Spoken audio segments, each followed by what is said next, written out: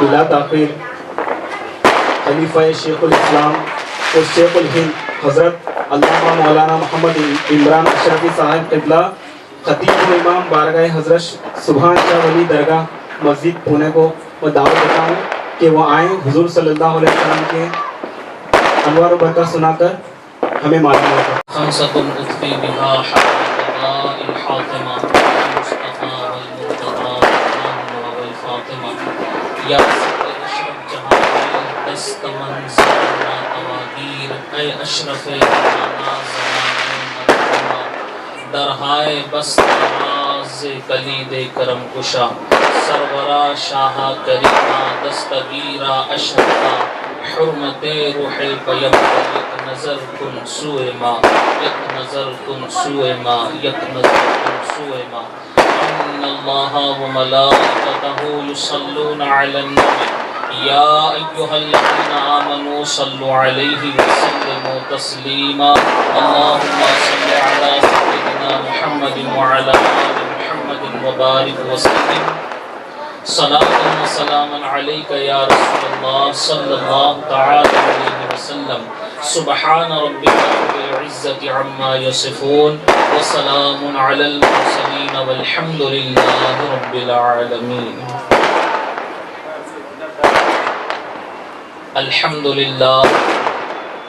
الحمدللہ رب العالمین والعاقبۃ للمتقین والصلاة والسلام على من كان نبيا وآدم بين الماء والطين وعلى آله وأصحابه أجمعين أما بعد قال الله تبارك وتعالى في الكلام القديم أعوذ بالله من الشيطان الرجيم بسم الله الرحمن الرحيم لقد من الله على المؤمنين إذ بعث فيهم رسولا من أنفسهم صدق الله مولانا العلي العظيم وصدق رسوله النبي الأمين الكريم ونحن على ذلك لمن الشاهدين والشاكرين والحمد لله رب العالمين۔ حاضرین،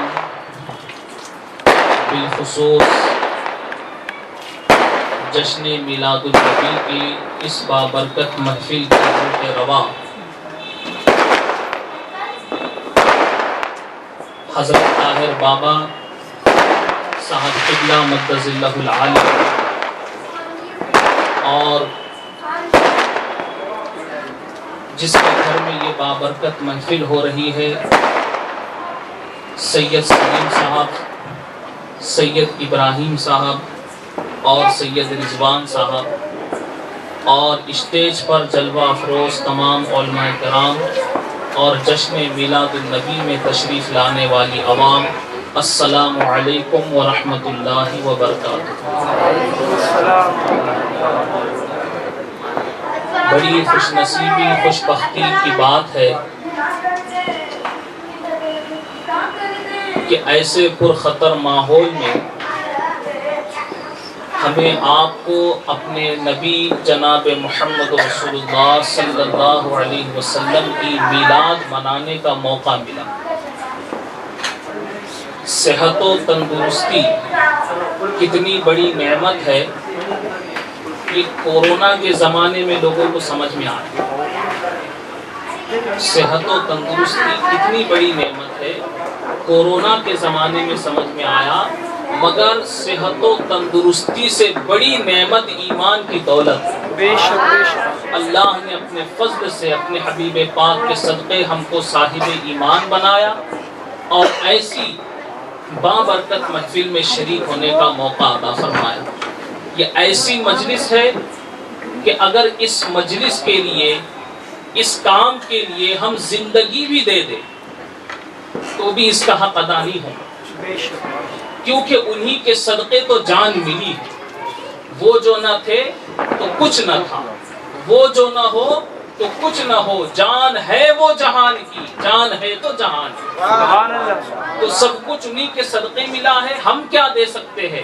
یہ تو ہماری خوش نصیبی ہے کہ ہمیں انہوں نے چنا ہے اور ایسی محفل میں بلا کر بٹھایا ہے۔ ہم اپنی مرضی سے نہیں آئے ہیں، یہ محبوب خدا کی محفل ہے اور محبوب خدا ہی نے ہمیں بلایا کہ محبوب کی محفل کو محبوب سجاتے ہیں اور آتے ہیں وہی جنہیں سرکار بلاتے ہیں۔ تو عزیزان گرامی، برادران ملت اسلامیہ، اس سرزمین پر بڑے بڑے بزرگ آرام فرما ہے۔ خواجہ دکن حضرت سید محمد خواجہ بندہ نواز گیسو دراز رحمت اللہ تعالی علیہ، شیخ دکن حضرت خواجہ سراج الدین جنیدی رحمت اللہ تعالی علیہ، اور ساتھ ہی ساتھ آپ کے قریب میں حضرت یونس شاہ قادری اور حضرت حسن شاہ قادری رحمت اللہ تعالی علیہ، یہ دو بزرگ بھی آرام فرما ہے۔ ایسے بزرگوں کی بارگاہ میں ہمیں کچھ کہنے کا، کچھ بولنے کا موقع مل رہا ہے، یہ بڑی سعادت مندی کی بات ہے۔ یہ فیض ہے ان کا، یہ ان کی نگاہ کرم ہے کہ انہوں نے ہمیں اس لائق سمجھا کہ ہم ان کی سرزمین پر آ کر لوگوں کو رشد و ہدایت کرے، ان کے سینوں میں عشق رسول کا چراغ روشن کرے۔ سبحان اللہ۔ تو اب زیادہ وقت آپ سے نہیں لینا ہے، تھوڑی ہی دیر میں کچھ اہم اور ضروری بات آپ لوگوں تک پہنچاؤں گا، اس امید پر کہ اللہ تبارک و تعالی ہمیں اپنے نبی کا سچا پکا عاشق بنا کر رکھے اور اسی عشق میں زندہ رکھے، اسی عشق میں موت نصیب فرمائے۔ پہلے چند اشعار آپ حضرات کی بارگاہ میں نظر کر رہا ہوں، کیونکہ میں تو انہیں سننے آیا تھا مگر انہوں نے اپنا وقت مجھے دے دیا، اور میں اس لیے کھڑا ہوا ہوں کہ میں تو اس لائق نہیں ہوں، یہ جو بھی ہے بزرگوں کا فیض ہے، ان کا کرم ہے، بس کچھ کہہ کر ان کے چاہنے والوں میں اپنا بھی نام شمار کرا۔ پہلے ایک قطع عرض ہے،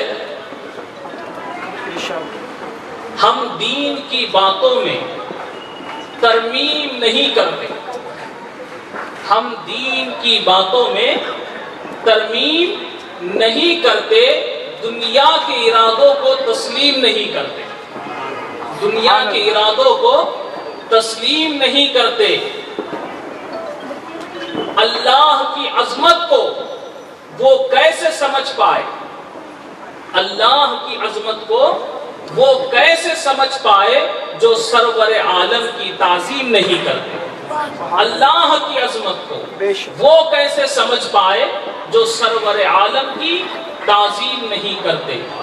میرے سرکار صلی علی پر جو دل و جان سے مرتا رہے گا، میرے سرکار صلی علی پر جو دل و جان سے مرتا رہے گا، اس کی عقبہ سورتی رہے گی اور وہ بھی سورتا رہے گا، اس کی عقبہ سورتی رہے گی اور وہ بھی سورتا رہے گا۔ گلشن دین ہے یہ نبی کا، جہاں تک ہمیں نظر آ رہا ہے، چاہے وہ بغداد میں ہو، اجمیر میں ہو، گلبرگہ میں ہو یا دنیا کے کسی مقام پر ہو، جہاں جہاں دنیا کے چپے چپے میں اسلام ہے، یہ سب نبی کا گلشن ہے، گلشن دین ہے یہ نبی کا۔ اس لیے میرا ایمان یہ ہے، جتنی کاٹو گے تم اس کی شاخیں اتنا ہی ابھرتا رہے گا، جتنی کاٹو گے تم اس کی شاخیں اتنا ہی ابھرتا رہے گا۔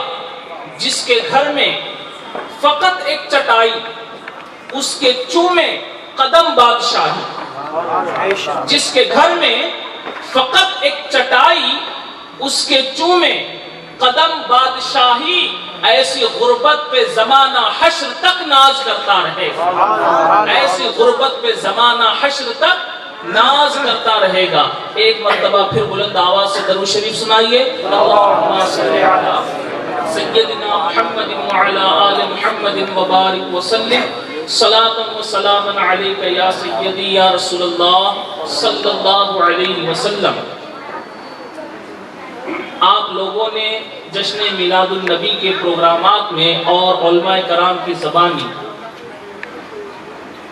شان مصطفیٰ صلی اللہ علیہ وسلم پر بہت کچھ سنا ہوگا، اور سنتے ہیں اور جب تک زندگی ہے تب تک سنتے رہیں، مگر یہ سننا صرف ہمارے ایمان کی حلاوت کے لیے، ہمارے ایمان کی تازگی کے لیے، ہمارے کہنے سے ان کا مقام نہیں بڑھتا اور ہمارے نہیں کہنے سے ان کا مقام نہیں گھٹتا، کیونکہ ان کے مقام کو بلند فرمانے والی ذات اللہ رب العزت کی ذات ہے۔ اور ہمیں یہ دیکھنا ہے کہ اللہ تبارک و تعالیٰ نے ہمیں کس چیز سے نوازا۔ نبی ہر دور میں آئے، لیکن اللہ نے اپنا محبوب نبی ہمیں دیا، سبحان اللہ، اپنا محبوب نبی ہمیں دیا اور واضح انداز میں فرمایا لقد من اللہ علی المؤمنین اذ بعث فیہم رسولا من انفسہم، کہ بے شک اللہ کا بڑا احسان ہوا مومنین پر کہ ان میں انہی میں سے ایک رسول بھیجا۔ ذرا آپ غور کریں، خیال کریں، اللہ کا احسان ساری کائنات پر ہے نا؟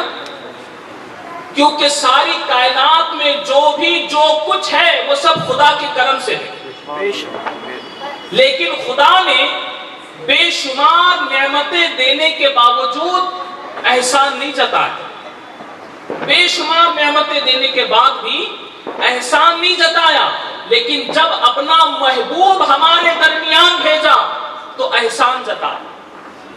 کیا کیا؟ احسان جتا، اور یہ احسان سب پر نہیں جتایا، حالانکہ نبی بھی رسول بھی سب کے لیے آئے نا، صرف مومنوں کے لیے نہیں آئے، مگر احسان ویسے تو نبی کا احسان بھی ساری کائنات پر ہے، مگر خدا نے احسان سب پر نہیں جتایا، صرف اور صرف ایمان والوں پر ہی جتایا۔ کیوں؟ کیونکہ وہ محبوب خدا ایسا محبوب ہے کہ ایمان والے ہی اپنی جان سے زیادہ ان سے محبت کرتے ہیں، صرف ایمان والے ہیں جو انہیں اپنی جان سے زیادہ چاہتے ہیں۔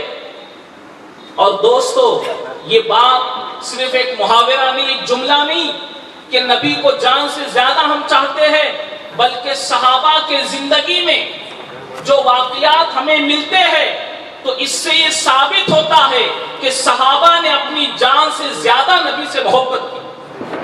انہوں نے اپنے عمل سے بتایا کہ نبی کی محبت کیا ہے، اپنے عمل سے بتایا کہ نبی کا عشق کیا ہے۔ ہم نے صرف واقعات سنے، غور نہیں کیا۔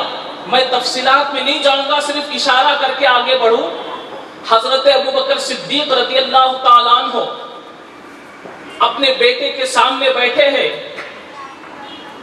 بعد میں ان کے بیٹے ایمان لائے۔ بدر کی لڑائی میں ان کے بیٹے کفار کی جانب سے تھے۔ آپ کے بیٹے کہتے ہیں کہ ابا جان، جب بدر کے میدان میں آپ میری تلوار کی زد میں آ گئے تھے، لیکن میں نے اپنا باپ سمجھ کر آپ کو چھوڑ دیا، تو آپ کی تلوار، اب آپ کا کیا جواب ہے؟ تو حضرت ابوبکر صدیق عاشق رسول کا جواب سنیے۔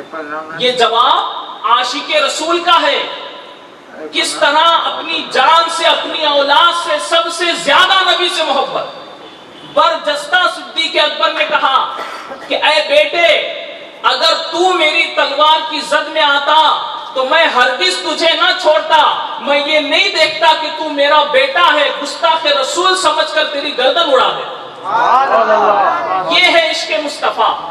اسی طرح حضرت عمر فاروق رضی اللہ تعالیٰ عنہ کا واقعہ بڑا مشہور ہے، علماء کرام سے آپ نے بارہا سنا ہے کہ حجر اسود کے سامنے کھڑے ہو گئے اور کہتے ہیں کہ اے حجر اسود، تو ایک پتھر ہے۔ حضرت عمر فاروق کس سے خطاب کر رہے ہیں؟ میری بات آپ کے سمجھ میں آ رہی ہے نہیں؟ کیونکہ میں مہاراشٹر کی زبان میں بولنے والا ہوں۔ آ رہے ہیں نا؟ میں یہ نہیں چاہتا ہوں کہ صرف آپ سنیں، میں یہ چاہتا ہوں کہ آپ سمجھیں، تاکہ آپ کے دل میں بھی عشق مصطفیٰ کا چراغ روشن ہو۔ صدیق حضرت عمر فاروق کس سے خطاب کر رہے ہیں؟ پتھر سے۔ پتھر سے بات کر رہے کہ تو ایک پتھر ہے، نہ نفع دے گا نہ نقصان، بس اس لیے چوم رہا ہوں کہ اللہ کے رسول نے تجھے چوما۔ دوستو اس میں کوئی دو رائے نہیں کہ حجر اسود جنتی پتھر ہے، جس کے تعلق سے احادیث مبارکہ بھی ہے۔ حجر اسود جنتی پتھر ہے۔ ذرا غور کرو، جنتی پتھر ہے، یہ فرمان کس کا ہے؟ نبی کا۔ نبی نے فرمایا نا، تو یہ فرمان نبی کا ہے کہ حجر اسود جنتی پتھر ہے، جنت سے آیا ہے۔ جب جنت سے آیا تھا تو دودھ سے زیادہ سفید تھا، اسے کالا کر دیا اولاد آدم کے گناہوں نے۔ یہ پتھر کے بارے میں حضور نے فرمایا۔ اب حضور کا یہ فرمان کہ حضرت عمر کو نہیں پتا تھا؟ ذرا سنیے، حضرت عمر کو بھی تو معلوم تھا نا کہ یہ جنتی پتھر ہے، سارے صحابہ کو معلوم تھا جنتی پتھر ہے، مگر حضرت عمر کیوں کہہ رہے ہیں کہ تو نہ نفع دے سکتا ہے نہ نقصان؟ تو دوستو عاشق کی نظر کیا بتا رہی؟ حضرت عمر کا عشق کیا جواب دے رہا ہے؟ حضرت عمر فاروق کا عشق بتا رہا ہے کہ وہ جنتی پتھر ہے، اس میں کوئی شبہ نہیں، مگر اس پتھر کو جو عظمت ملی، جو مقام ملا، وہ میرے نبی کے لب مبارک کی وجہ سے ملا۔ میرے نبی کے لب مبارک لگنے کی وجہ سے اسے عظمت حاصل ہوئی۔ اسی طرح حضرت عثمان غنی رضی اللہ تعالیٰ عنہ صلح حدیبیہ کے موقع پر آپ کو کفار مکہ سے صلح و سلامتی کی بات کرنے کے لیے بھیجا گیا، تو اس وقت مکہ کے کافروں نے کہا کہ اے عثمان، اس سال تو ہم مسلمانوں کو عمرہ کرنے نہیں دیں گے، لیکن تم آ گئے ہو اور کعبہ تمہارے سامنے ہے، کعبہ تمہارے سامنے ہے، تم چاہو تو طواف کر سکتے ہو۔ لیکن سب کو معلوم ہے، تاریخ گواہ ہے، حضرت عثمان غنی نے جواب دیا کہ عثمان نبی کے بغیر کعبے کا طواف نہیں کرے گا۔ عثمان نبی کے بغیر کعبے کا طواف نہیں کرے گا۔ دوستو کیا کبھی کسی علماء نے آپ کے سامنے تذکرہ کیا یا کسی مفتی صاحب کا ایسا فتویٰ ہے، یہاں علماء کرام بھی موجود ہے، کہ اگر نبی ساتھ نہ ہو تو کعبے کا طواف نہ کرو؟ ہے ایسا مسئلہ؟ نبی اگر ساتھ نہ ہو تو کعبے کا طواف نہ کرو، ایسا مسئلہ ہے؟ نہیں۔ حضرت عثمان غنی کے لیے موقع تھا، 6 سال بعد گئے تھے۔ کون ایسا عاشق ہے جسے کعبے کا طواف کا موقع ملے اور نہ کرے؟ لیکن عثمان غنی کے اس عمل نے عشق مصطفیٰ کیا ہے یہ بتا دیا، نبی کی محبت کیا ہے یہ بتا دیا عثمان غنی کے عمل نے، اور اسی جواب نے کہ عثمان نبی کے بغیر کعبے کا طواف نہیں کرے گا، ان کا یہی عمل اور یہ جواب یہ بتا رہا ہے کہ نبی کی محبت طواف کعبہ سے افضل ہے۔ نبی کی محبت طواف کعبہ سے افضل ہے۔ جو لوگ صرف نماز کرتے ہیں، اچھی طرح سے سن لو، نماز بے شک ساری عبادتوں میں افضل ہے، مگر عشق مصطفیٰ کا مقام کیا ہے یہ صحابہ نے سمجھا۔ عشق مصطفیٰ کسے کہتے ہیں یہ صحابہ نے سمجھایا۔ اور پھر حضرت علی کو دیکھو، مولائے کائنات کو دیکھو کہ مقام صحبہ میں حضور علیہ السلام ان کے آغوش میں اپنا سر انور رکھ کر آرام فرما رہے۔ عصر کا وقت ختم ہو گیا، حضرت علی کشمکش میں ہے کہ نبی کو جگاؤ یا نماز پڑھوں۔ نبی کے آرام کا بھی خیال، نماز کا بھی خیال۔ ذرا دیکھے مومن کس طرح نماز کا خیال کرتا، ایک طرف تو نبی کے آرام کا خیال، دوسری طرف نماز کا خیال۔ اور حضرت مولا علی شیر خدا کی آنکھ سے آنسو نکلے۔ اللہ اکبر، کیا وہ آنسو جسے کائنات میں اگر جگہ بھی ملی تو رخسار مصطفیٰ ملی، نبی کے رخسار پر گرے۔ نبی نے آنکھ کھولی، پوچھا علی کیا بات ہے، کیوں رو رہے ہو؟ کہا میری عصر کی نماز چلی گئی۔ حضور علیہ السلام کھڑے ہوئے، دعا کی۔ نبی کی دعا پر غور کیجئے، نبی کیا الفاظ استعمال کر رہے ہیں؟ اے اللہ، علی تیرے اور تیرے رسول کی اطاعت میں تھا، توجہ سے سنیے گا، علی تیرے اور تیرے رسول کی اطاعت میں تھا، سورج کو پلٹا دے، نبی کا اشارہ کرنا تھا، ڈوبا ہوا سورج پلٹا ہے۔ حضرت علی نے نماز پڑھی، لیکن ذرا غور کرو، جو نماز نماز نماز کہتے ہیں، اب ان کا بھی جواب اسی میں ہے۔